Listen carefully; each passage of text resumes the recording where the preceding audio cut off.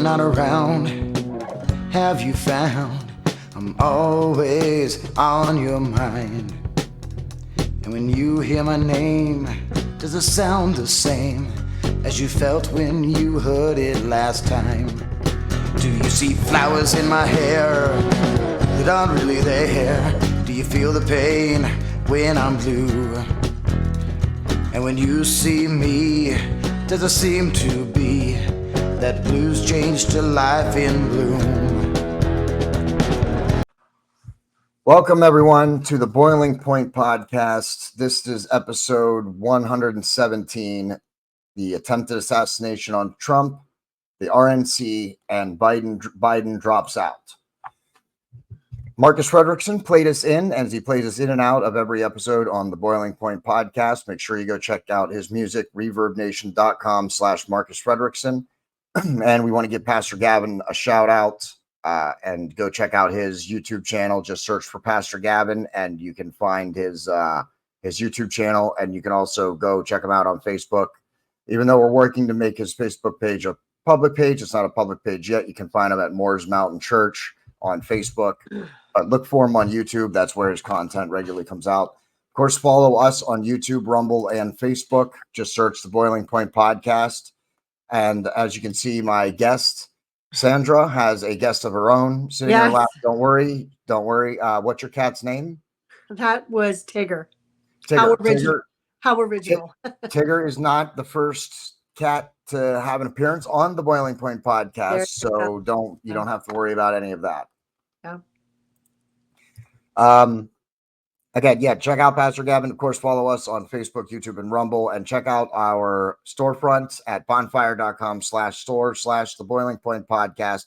I am, of course, wearing my original Boiling Point Podcast shirt. This before we had the podcast. This is the shirt I ordered before I even had everything set up. And of course, we became the Boiling Point Podcast. We had to add the podcast after it. And but that just shows the quality of our shirts. This 4 years later, I still have this shirt. It's still in great quality. I am about to retire it and put it in a frame, though, so as being the original. But enough about that. Let's talk about this, what we're going to be talking about, because a lot of stuff has been happening over the last couple of weeks. We did not come right out with coverage because we did not want to start saying a bunch of stuff that we're going to have to say, oh, we were wrong about, because there was a lot of misinformation, a lot of people guessing after the assassination attempt on Trump, which is where we're going to start. So the name of the attempted killer, we can call him. Yeah, I mean, he attempted to kill Donald Trump, is Thomas Matthew Crooks. That is the only time that we're going to mention his name on this episode. We are going to refer to him as the suspect or the shooter, but we won't be using his name again after that. He is a registered Republican, but in 2021, he donated $15 to a Chicago-based Democratic PAC. So his affiliations are not necessarily one or the other. It looks like, as I said, registered Republican, donated to the Democrats. And July 29th in Butler, Pennsylvania, that is the location of where the shooting happened, at the farm show complex that's there.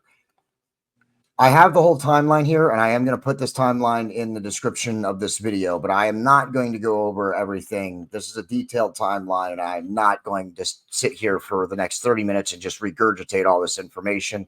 It's available in the description of the video. You can go check out the full timeline if you would like. And we have links. Our complete bibliography for this episode are also available in the description of this video. So please go check out anything and everything that we have available, and you can see for yourself this timeline. There's only a few things that I wanted to bring up. And that was first about the Secret Service. And that's where we're going to first turn to our guest, Sandra.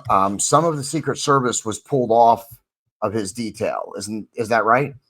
Well, here's the thing. Newsweek reported that that a number of the Secret Service agents were diverted to an event that Joe Biden was having in Pennsylvania as well, ironically, and that it was less than 300 people in a ballroom in a casino which of course, as you know, casinos already have a certain amount of security built into the structure itself. So the Secret Service since has denied that. At first, they left that story alone for about a week and did not deny it. Then out of the blue, once the director of the CIA resigned, and she stepped aside, then within that week, they came out and said, well, that's not true. But if you look at things that have been coming out of the intel agency this last, just let's just say 6 years, and you start to look at, you could take the Hunter Biden laptop, just not anything to do with this subject. 51 of our senior intel agents said that was not an authentic Hunter Biden laptop, that was a deep fake or what have you. They since have altered that and said, well, yes, and Hunter Biden even admits it's his. So it's almost like, I think the people like Citizens Free Press, Charlie Kirk, Jack Posobiec, and anybody who's going to report on things like that from sources or whistleblowers or what have you, they'll go ahead and report it because they feel like the official narrative coming out of the intel agencies, like with COVID, oh, it's not from a lab or anything like that. I don't go down too many rabbit hole conspiracy theories, but when you start to have a pattern of not being able to trust an official statement from a government agency, you can see why some of these outlets have gone ahead and reported it anyways, even though I think Newsweek did add an editorial that said that it was then denied by an official statement. Some of these other news outlets are just like, well, I have too many sources corroborating that statement. Yeah, and that was happening a lot in the aftermath of everything. A lot of people were saying a lot of different things, and that's why we wait. That's why we didn't jump in. I know we had some people reach out to us, being like, "Hey, why aren't you doing an episode on this? You're missing your chance to get views or get more attention." And I was like, "Yeah, but I don't want to be out there and saying a bunch of wrong stuff and then have to retract it." That's what the Boiling Point podcast is. You come here to get the information, what we know. We help you sort through all the nonsense that's being thrown around out there. That's why we waited this long to come out on an episode. You almost have to give the whistleblowers a chance to get their message out, because it has to be a struggle when you're a career agent or a career government employee and you have a pension that's maybe 3-4 years around the corner. And by you coming out, even though you technically have whistleblower protection if you go through the proper channels, these folks have been persecuted, forced out early, denied pensions, put on suspension without pay. So you really need to, in a situation like this, give those extra couple of weeks in that early stage to give some of those whistleblowers a chance to brace up enough courage, perhaps go to a senator or congressman, understand what their protection is going to be before they'll come public with something. I would also say that a lot of that time could come into play because of their family. I would imagine most whistleblowers are concerned about coming forward more about their families likely than they are about, they're prepared to take whatever they need to face. Most whistleblowers are prepared to take whatever it is that they're going to face, but it's their associations with their family and stuff that's, maybe might make them hesitant or whatever. So you're absolutely right on that. Yeah. Now I want to say a couple of things. I'm not going to go over the whole timeline, just a couple of different points. First off, the report that the Secret Service sniper, he was in the sights of a few people. There's a report that he was in the sniper channel. This is local police, not Secret Service. Okay. The local police have, I guess, a text thread, from what I understand, where they could communicate with each other, the entire group of snipers. And they had him multiple times. We're looking at this person, we're looking at that person, but he was continuing to move. He was seen with a rangefinder at one point. And that's where alarm bells started going. That's when he became like a person of interest, I believe. But then they lost sight of him. And now we know from videos that people on the ground saw him up on the roof. and thought he had a gun. We also know that a police officer did get boosted up onto the roof to look, saw him, but then came back down off the roof, and then a couple of seconds later, the assailant, the gunman, opened fire. Now, he fired, if I'm not mistaken, and I'm checking my notes right here. Yes, the suspect took 8 shots. One of them obviously grazed former President Trump, and we have some pictures here. This is, of course, the famous picture caught by a photographer. Talk about 1 in a million. Yes. That pictures. actually was Pulitzer Prize winning photographer Doug Mills. Yeah, who's going to win another one? Who's going to win another one for this And shot? he said when he first was in conversation with his news outlet, like as soon as this went down, his editor wanted him to send her immediately what he had, and he said, "Well, just hang on a minute because I want to open my laptop and put my I guess you would say like one of those little cards they have in the camera into the laptop so that you could get a better resolution." And within like 4 minutes, he had sent that picture that you're showing to her, and she sent it back to him and said, "Oh my gosh, you caught a literal picture of the bullet in the air." Yeah, it's amazing. Yeah. Now this is I want to show the map layout. This is where the gunman was, as you can see over on the left side of the screen. Anybody, I know we do have listeners that listen on the podcast, and I will describe the images that we're putting up. But if you can watch, this is one that you might want to put on a little bit. We do have some visuals.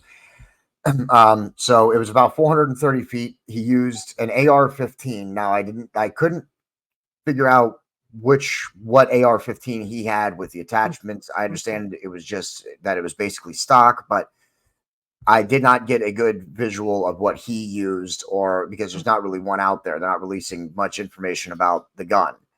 So we do not have a picture of that, but it's said to be an AR-15. I want people to understand that AR stands for Armalite, which is the company that originally made these types of rifles. It has nothing to do with assault rifle. AR does not stand for assault rifle. I want everybody to be clear on that. And here it is, as you can see, 430 feet on the right side there. If you can, depending on what you're seeing on, but it's section B, that's where the stage was speaking. And then the bleachers off to the left, that's where the other people were injured that were wounded. One of those is Corey Competor, the firefighter. He died protecting his 2 daughters, which I believe I might even, do I have a picture of him? I might not have a picture of him. No, I didn't get any pictures of the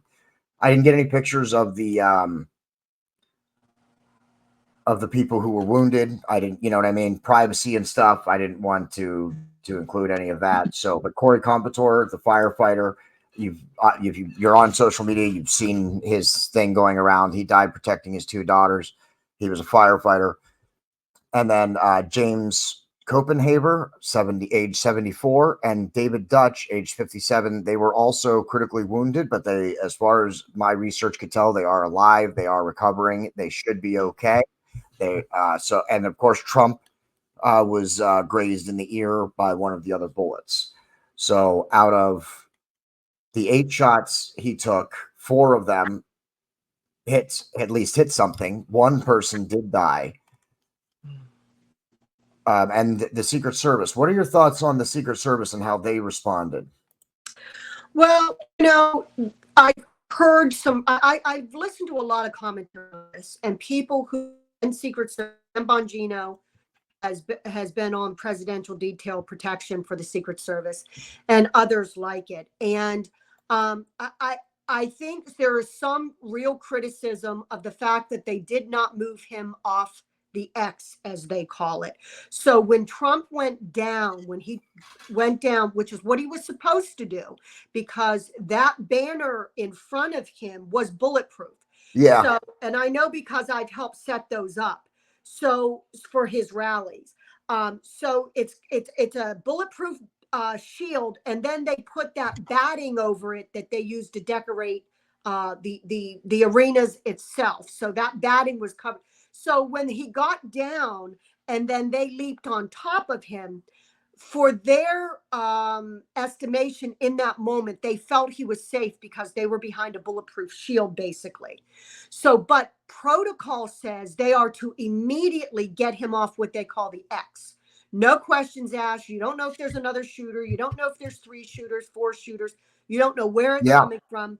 Get him off the X and get him into the beast. His The getaway vehicle. armored The armored vehicle. Yeah. yes. I call it a getaway vehicle. Of course, I'm a comic book fan. Yes, so I call it a getaway they vehicle. call it their official name for the presidential motorcade that he rides in is the Beast. Which I love that. Yes. So yes, So and they criticized the Secret Service that first they did not move him off the X. Second, when he said, wait a minute, he wanted to get his shoes on. And then when they stood him up, he told him to wait again because he knew the crowd was wanting to know, are you okay? And he did the fight with it.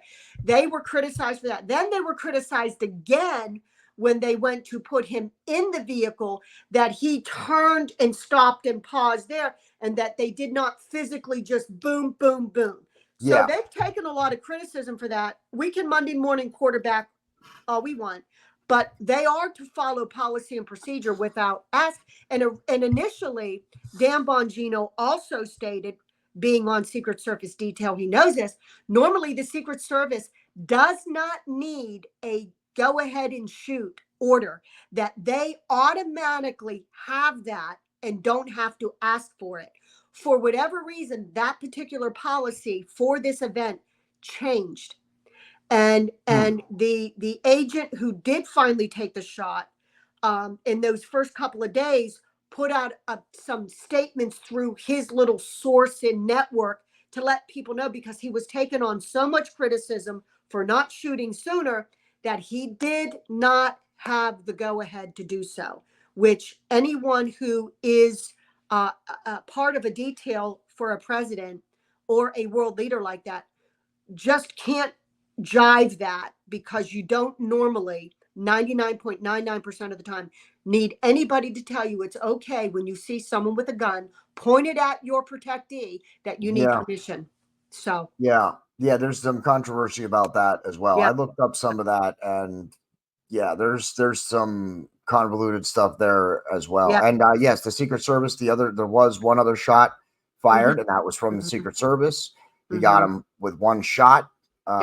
It was an amazing shot because the shooter was in a prone position on a slanted roof.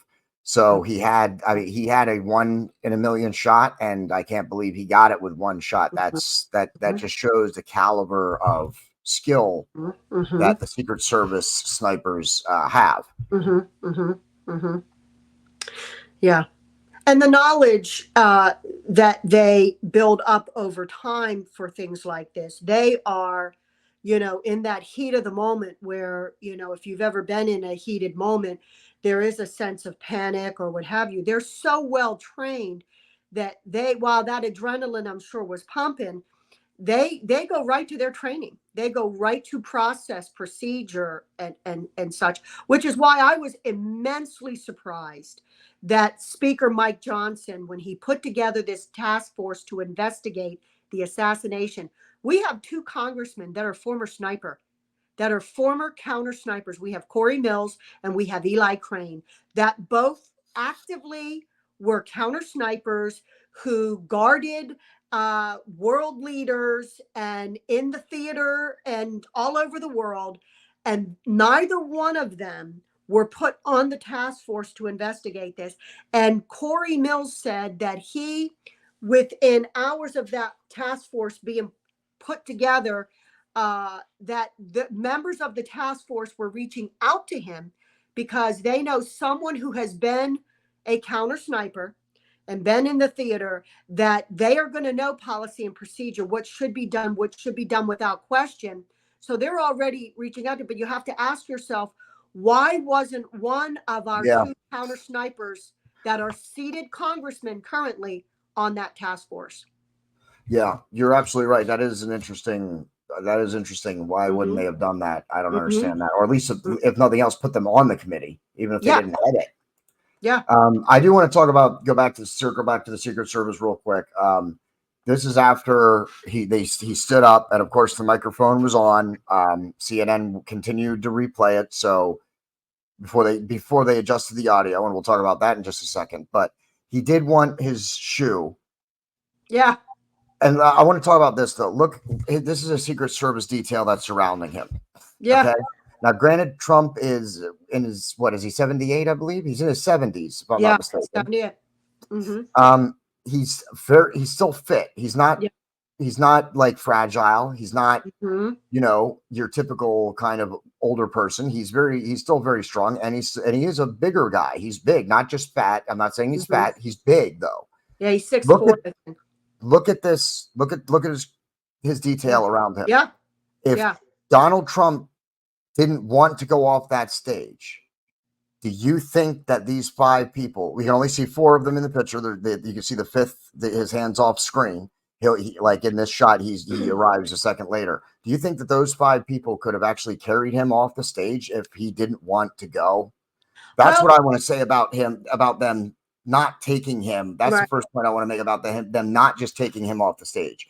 Yeah, Well, you're supposed to just take your person off the stage, but if he doesn't want to go, do you think he's going to go? Like, do you think that's going to be an easy task? You might end up leaving him more exposed trying to drag him. yes, that's very real. Here's the thing. One of the Secret Service agents, of course, was a woman, smaller stature than him. And I'm a woman, and I know I do not have the strength. She couldn't possibly, if you look at the men that you see on the picture you're showing on either side of Trump, she could not possibly have the power and the strength that those men had. However, you got to remember these men go through extensive training.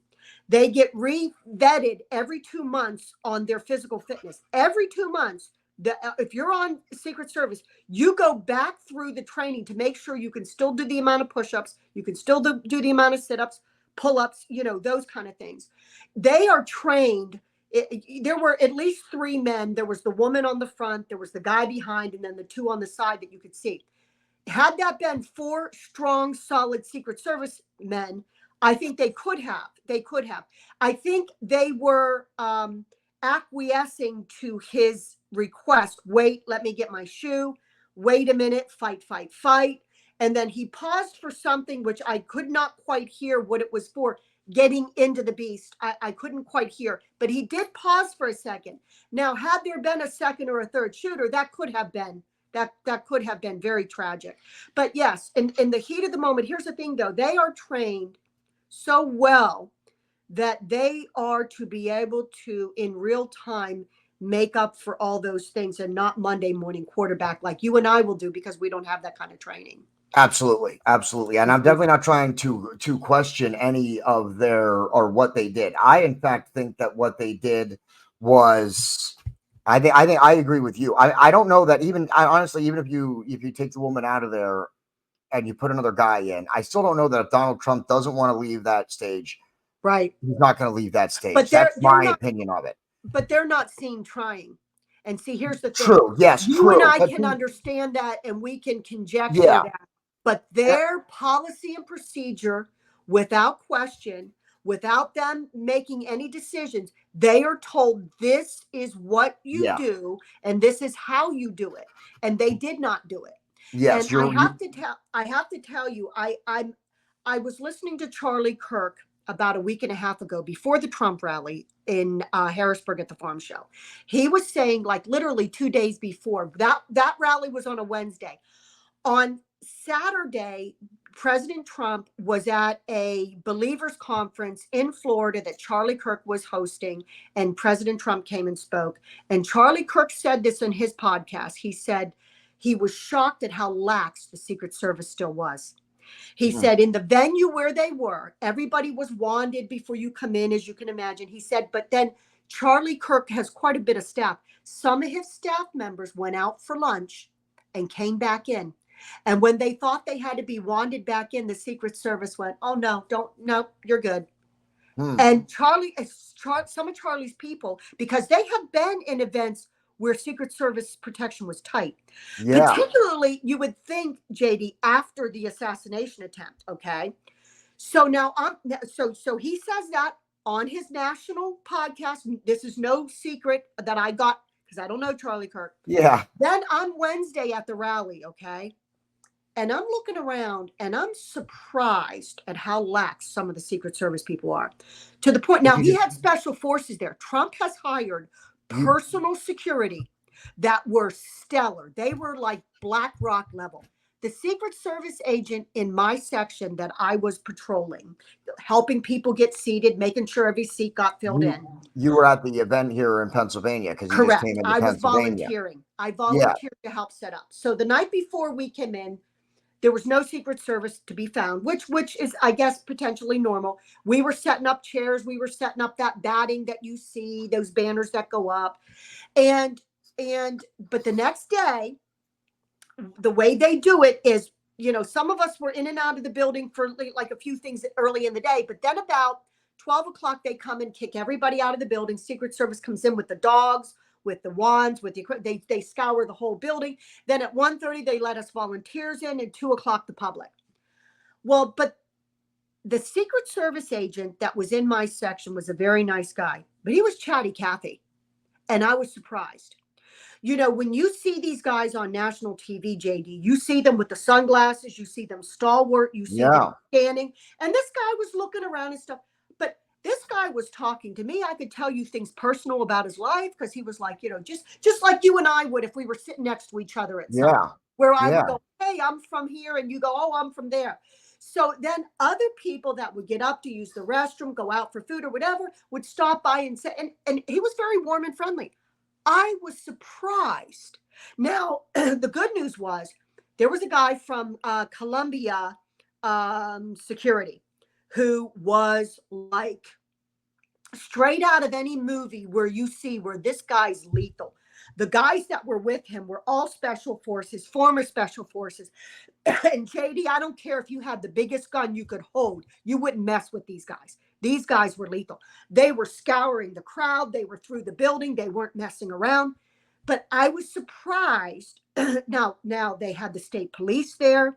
It looked far more coordinated than you would think from what we saw from the footage at Butler, PA, because there was a lot of people that put their stuff online and streamed it so you could see what was going on. This was far more coordinated, to say the least. We had Capitol Police there. We had the state police there. We had the Secret Service there. But more importantly, and I'm sorry to say, we had that Columbia security there.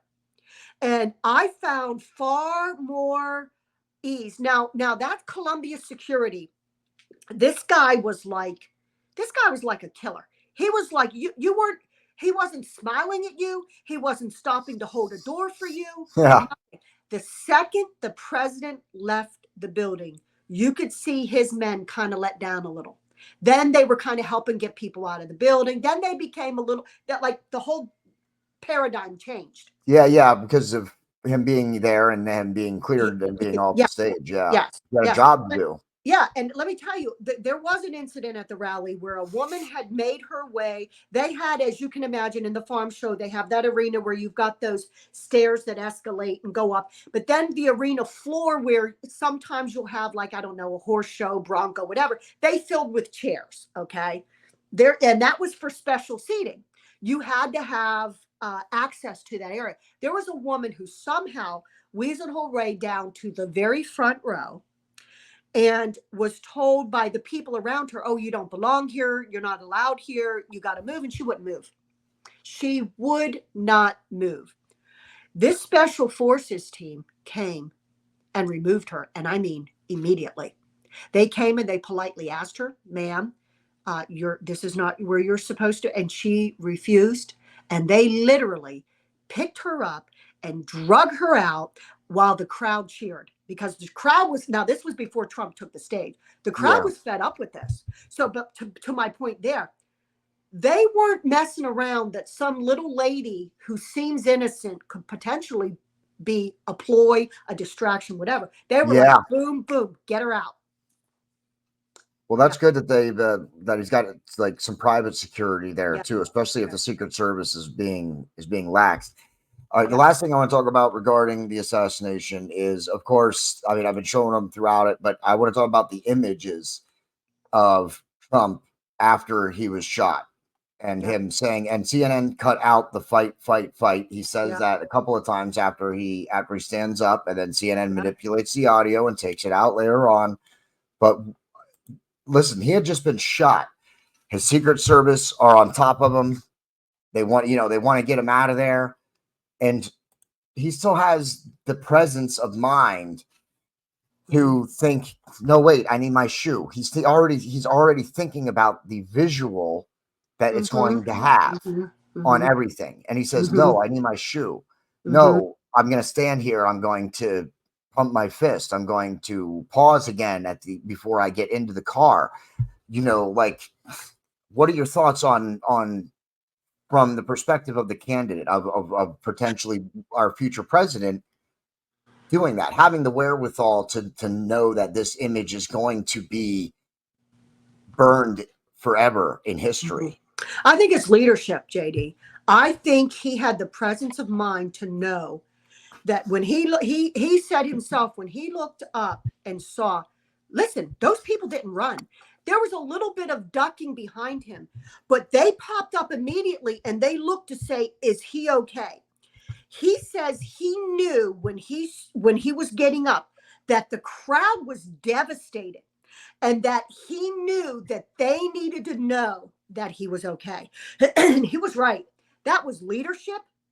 One of the things that it is said of Trump is that he has tremendously uh, acute gut instincts to Yeah, just go with what he feels, to go 100%. Don't let anybody talk you out of it. I know there's things he's regretted on and off over the years where he said, oh, yeah, this guy or that that's guy. part of that's part of operating like that, though. That's what people seem to understand. They'd rather, some people don't like the way he talks out there like that, but the and yes, sometimes he says things maybe he shouldn't, but I'd rather have someone out there standing up for America and leading us as a president, even if he makes a few mistakes. He's the president. He's not the divine. He's going to make mistakes. So let him make them. I think he wanted that crowd to know I'm okay. I think it was important to him because the crowd, the Yeah. people are important to him. And I can tell you on a smaller scale myself, once or twice over the years when I was quite ill, because I've usually been such a strong person that my children, you could see like a fear hit their face. And I would say, like, my first instinct was to say, I'm okay. I'm okay. I'm just this or that. Like, Yeah. and I think he saw that in their faces because he is always reading the room. Even in that moment, his training kicked in. Yeah. Everything he's ever had that brought him to that point was he cares about people, he reads the room, he goes with his gut instinct, and he's not going to be told what to do. And like you said, he was like, wait, wait, wait, wait. So I don't know that the Secret Service would handle it the same way next time.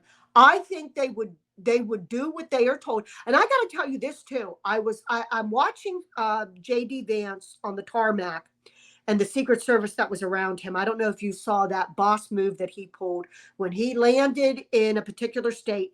Kamala's plane was there, which is Air Force Two. Okay, because when she's on it, it's two. When because we have two that are exactly alike. When the Yeah. president's on one, it's Air Force One. When he's not on it, it becomes Air Force Two. When she's on it, so he pulls in, sees it there, and he sees the press surrounded, waiting for her to come out and talk. And of course, she's not going to because she's not answering anybody's questions. He walks over with his Secret Service detail. Okay. And he says to the press, he says, hey, I just wanted to come over here, get a better look at this plane because hopefully it's going to be mine in a couple months, which was hilarious. And he said, and I want to know, why isn't she coming out and answering your questions? Why, and so he did this. But as he's doing this, the Secret Service that is with him, one is a woman, and I don't bash women in and Yeah. of itself. But the one woman that was on his detail, if you pull up the footage, you'll see, first of all, her coat was a little ill-fitting because she's a little on the chubby side. Okay. Now, You don't criticize people for their weight, but when you're Secret Service and you are supposed to be the fittest people on the planet, and she looks, did you see how when they were trying to get him in the beast after the assassination, President Trump, the 3 or 4 women that they were dubbing the Ponytail Brigade? Did you see? They were disheveled. They were like panicked. They kept looking, trying to holster their weapon. Oh my goodness, I Right? know. That's Yeah, what this woman reminded me of. If you pull up the footage at some time, maybe before we do another episode, and you look at J.D. Maxx on the tarmac with Air Force Two, you'll see her. Her jacket's a little ill-fitting, which tells me she's picked up a little bit of weight. She looks a little chubby.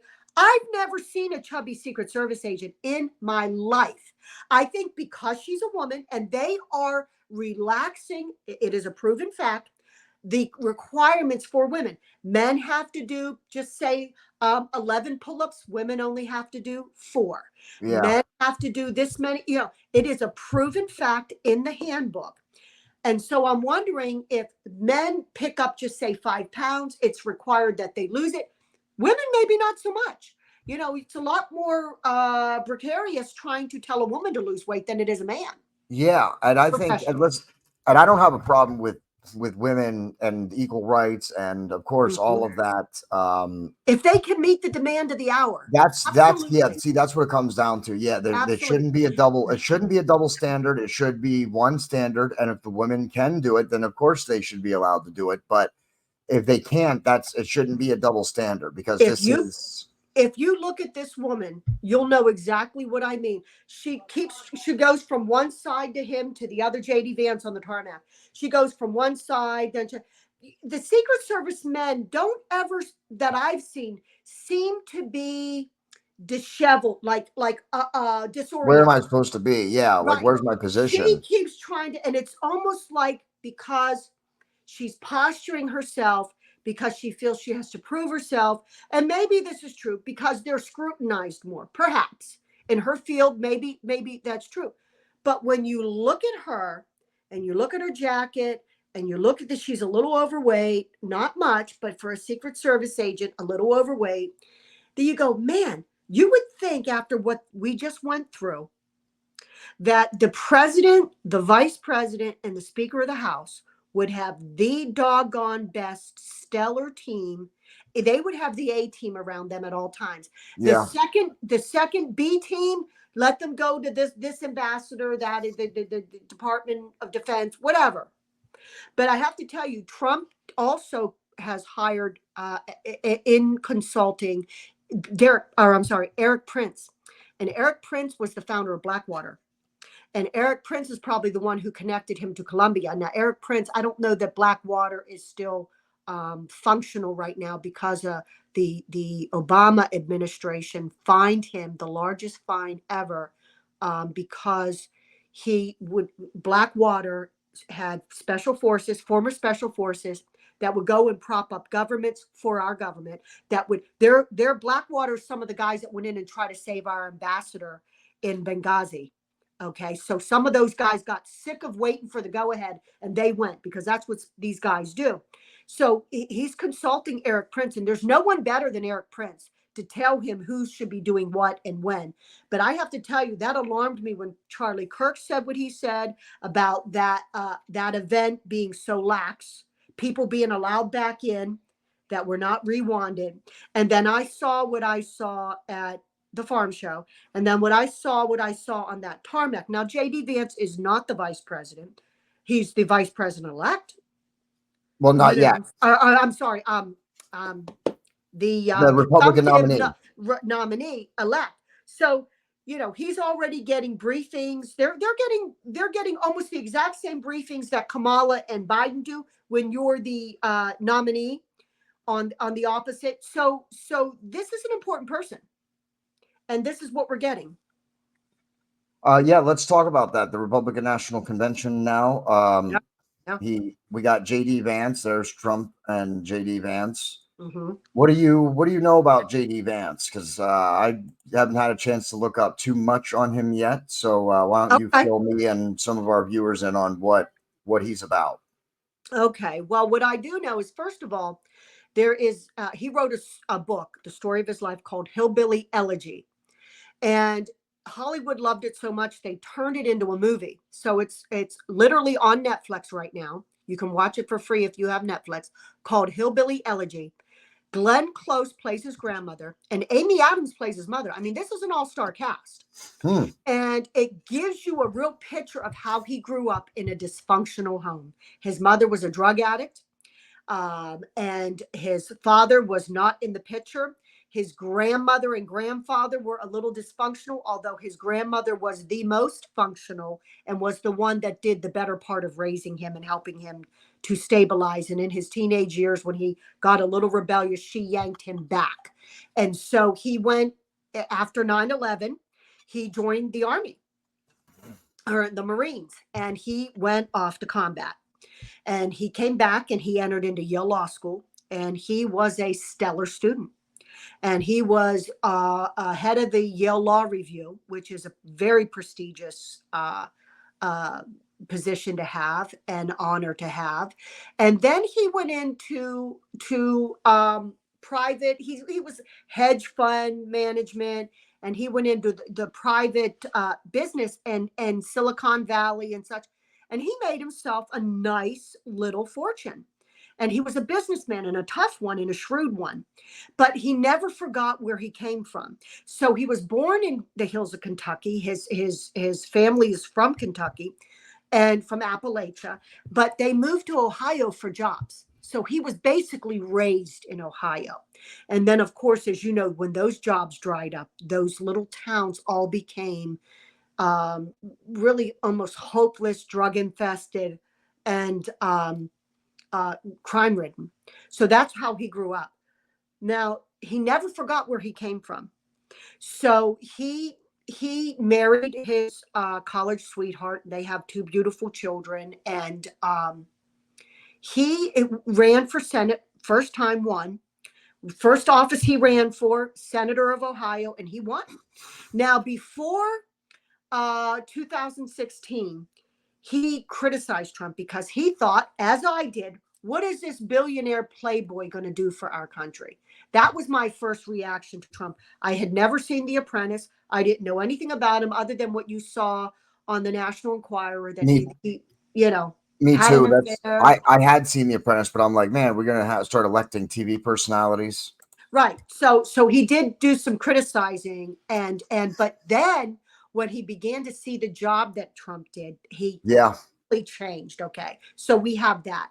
So he became probably one of the most conservative senators that we had, other than someone like a Mike Lee, even more than Ted Cruz. He was more conservative than he did not vote to send one penny to Ukraine, not one penny, which I admire him for. He wasn't voting for the big spending bills.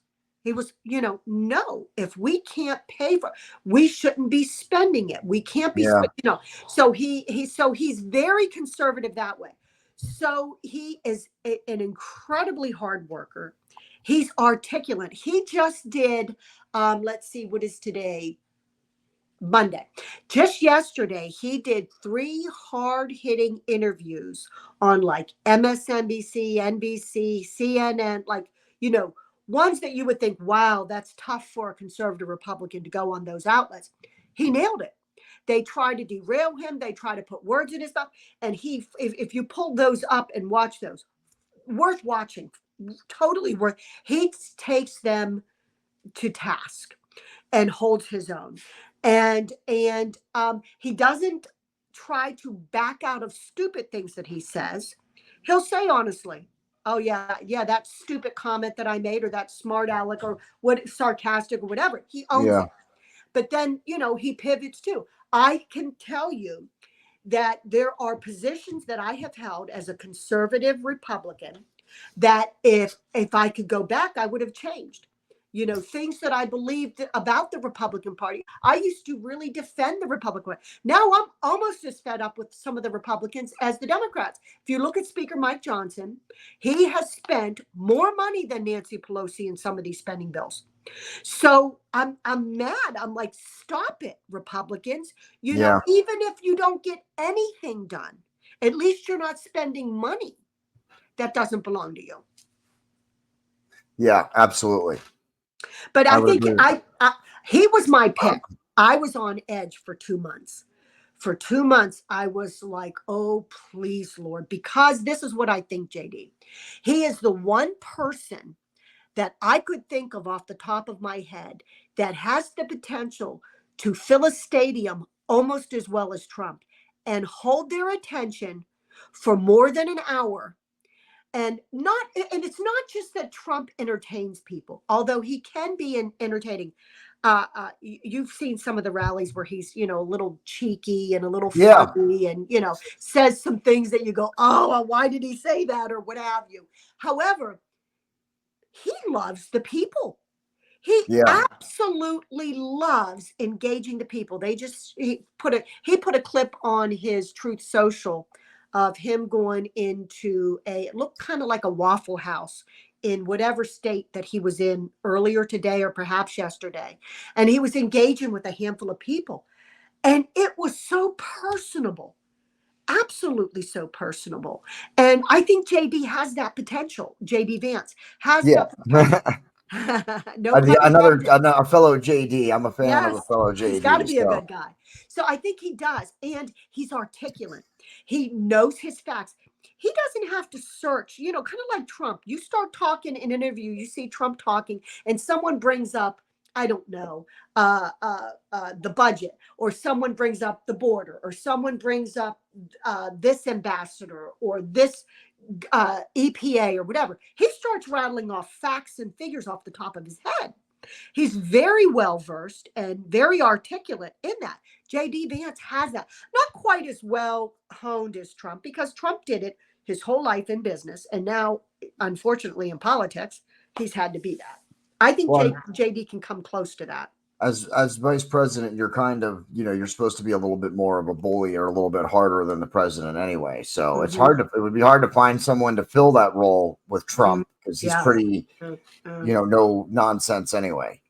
Yeah. And I think he respects Trump enough to not ever try to overshadow him. Because let's face it, when they get elected, and I believe they will in November, this is going to be what they consider a lame duck presidency for Trump, meaning he's not going to be posturing to run for reelection, which I think at this point is an asset, because Trump, Rudy Giuliani was America's mayor.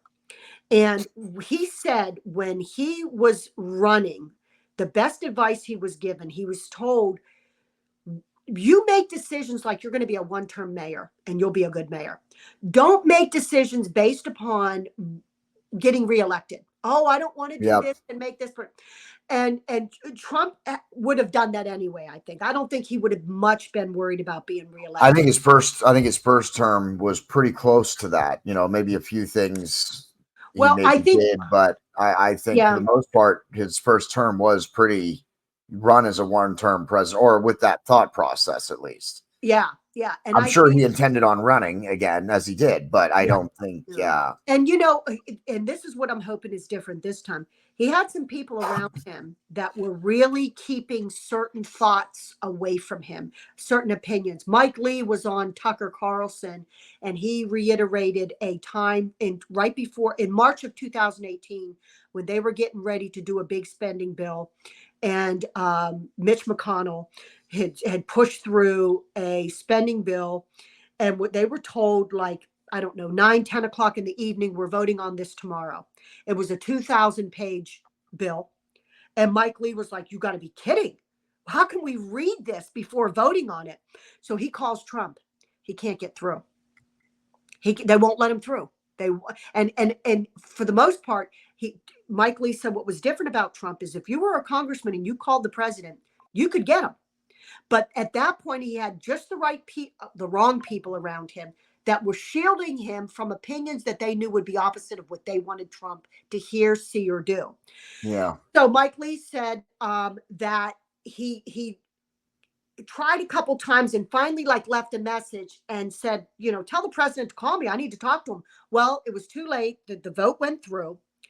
And later that day, he was on an airplane going somewhere, and he got a text message from his secretary saying, President Trump wants to talk to you. And Mike Lee said, I'm on an airplane and I can't take a call. I'm sorry. Let him know he'll have to call me later. He said the next thing he knows, the airline attendant comes out of the cockpit with this set of headphones, microphone, and this hard wire that stretches from the cockpit. He's in the back of this commercial flight. Yeah. And here it's President Trump. And he said, listen, he starts telling them about it. They get cut off. So the president says to him, I'll call me when you land. And he said, oh, I'm not going to land for another 4 hours. Mike Lee says he landed at the airport. Before his foot hit the curb, he got a call from President Trump. And he let President Trump know. He said, listen, and remember, we lost the midterms in 2018. And what Mike Lee is saying is, our people are not going to be with us if we're spending like the Democrats did.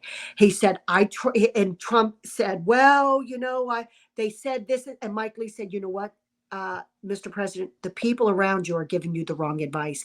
That is wrong what they told you. I was trying to get through to you to tell you that before the vote. So I'm hoping, they say, good businessmen like Trump learn very well from their mistakes. I really hope that Trump doesn't make that mistake again. That is my biggest concern for this next, that J.D. Vance and Donald Trump will have an impenetrable, faithful team around them that will not boondoggle them. Yeah. And unfortunately, I think Mike Johnson's one of them. I was so excited in the beginning, born again Christian, good family man, is going to be the new Speaker of the House. But a lot of the staff that Mike Johnson is using is the staff that Kevin McCarthy used. So what are we getting? Same old, same old. And unfortunately, John Thune is looking to replace Mitch McConnell. He's the front runner to be the head of the Senate, majority leader of the Senate, if we take the majority, and I believe we will. And unfortunately, I think we're going to get, just like we got with Mitch McConnell, maybe a little more polished, maybe a few more smiles, instead of someone like Rick Scott, who has very little personality, but will be a killer. He would be a conservative bulwark. Yeah. And unfortunately, unless alarm bells go off for President Trump and J.D. Vance, and they say to Speaker Johnson, you're either going to play ball or get out, to say to someone like John Thune, step aside and let Rick Scott, who we know we can trust, be the majority. I think we may have some tough times, and we can't afford it in this nation anymore. Yeah, you're absolutely right. We do need our leaders to start getting together on stuff. And that's on both sides too. Both sides, they got to start learning how to compromise and talk to each other. It can't just be so tribal all the time. So did you know that President Trump right now at 8:00 was being interviewed by Elon Musk on Elon Musk's X? I saw about that. I didn't know if it was, I didn't know it was tonight, but I did see that he was going to be doing that. The United Kingdom had tried to demand that Elon Musk censor Trump in real time before allowing any of that to be seen in the UK. But I believe he refused. Yeah, actually, I will have to go check that out once we're done filming this. Yes, that'll be worth it. It's a good thing we decided not to do this episode live. We don't want to compete with that. Last thing, we only got a couple minutes left. Biden resigns. Yes. I'm sorry, I know it's not very big. And please go look it up. I'm not going to read it to you because it's exactly what you think it is. Yep. So I'm not going to read it. Didn't we already know this was coming? Yeah. Well, you know what? Alex Jones predicted it up into the day. He said weeks before he resigned, he said he gave those that Saturday and Sunday as a date. He said, I'm more inclined to think it'll be that Sunday. Biden's going to resign. It's not going to be a big to-do. It's going to be a little muffle. But, word on the street, people who say they have good sources, and when you talk to like a Charlie Kirk, a Jack Posobiec, a Stephen not Bannon, not Steve Bannon, Peter Navarro, John Frederick, they're all saying that their inside baseball tells them that Biden got a call from Obama, who said, if you don't step aside, we're going to 25th Amendment you. You're going to have to do this, Joe. And that Kamala has been told, this is what they're all saying, that they're inside, that Kamala has been told, you must pull ahead or we're going to have to replace you, to Kamala. How's So that in going to other be? words, Okay. work. In other words, you better be working. However, I can tell you this. I have a couple of theories as well. I think she was going to pick Josh Shapiro. Obviously, that announcement was to be made in Philadelphia. And at the last minute, this Tim Waltz comes out Tim of nowhere. Waltz. Yep. That we're told Tim he Waltz. was shoved down their throat. And this is what I think. Not, I haven't really heard anyone else say this. I think they know she's going to lose. And Of they course. know who's ever on the ticket with her. It's the end of their career. And they, a lot of people said, well, they don't like Josh Shapiro because he's Jew. Well, Kamala, her husband is Jewish, but they don't like Josh Shapiro because he's Jewish. So they didn't want him on a ticket. I actually think a little differently. I think they like Josh Shapiro. They see him as a potential 2028 candidate.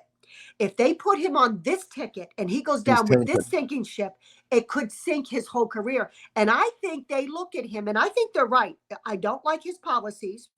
I don't agree with him on anything philosophically, but he is charismatic. For a Democrat, and for what their bench is not deep like the Republican Party's is. Their bench is narrow. I mean, it was going to be Pete Buttigieg, Mayor Pete was going to be, their knight in shining armor. And so I think they are preserving Josh Shapiro for a better day. My opinion. I don't know how they would be able to replace Kamala later on. According to PolitiFact, and I looked over some other sources. Again, they're going to be available in the description of this video.